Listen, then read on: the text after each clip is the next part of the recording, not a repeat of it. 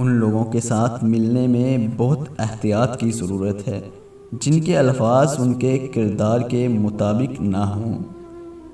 آپ کے نیک عمل کا ایک ذرہ بھی ضائع نہیں کیا جائے گا۔ آپ نے کسی کو سلام کیا، کسی کو اچھا مشورہ دیا، محشر کے دن ایک ایک ذرہ، یہاں تک کہ آپ کے دل کے نیک ارادے بھی آپ کے نیکیوں کے پلڑے میں موجود ہوں گے۔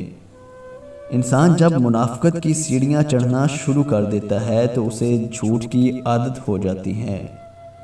زندگی کا سب سے برا لمحہ وہ ہے جب کوئی آپ کو اتنا دکھ دے کہ آنکھیں بھر جائیں اور وہی پوچھے کیا ہوا، اور آپ کو مسکرا کر کہنا پڑے کچھ نہیں۔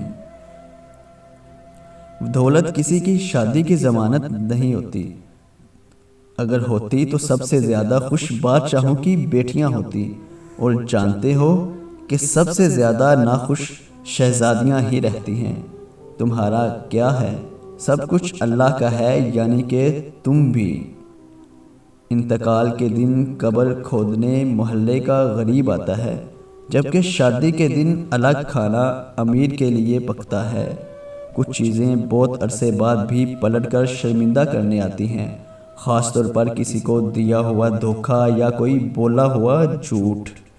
درد پتہ ہے کب ہوتا ہے؟ جب کوئی آپ سے جھوٹ بول رہا ہو اور سچ آپ کو پتہ ہو۔ کچھ رشتے اوپر والا اس لیے خراب کر دیتا ہے تاکہ ہماری زندگی خراب نہ ہو۔ خلوص اور اچائی اپنے لفظوں میں نہیں بلکہ اپنی نیت اور فطرت میں شامل کریں۔ کسی کی جیب سے جتنا مرضی مہنگا اور شاندار ڈنر کر لیں، صبح دوبارہ بھوک لگنی ہی لگنی ہے۔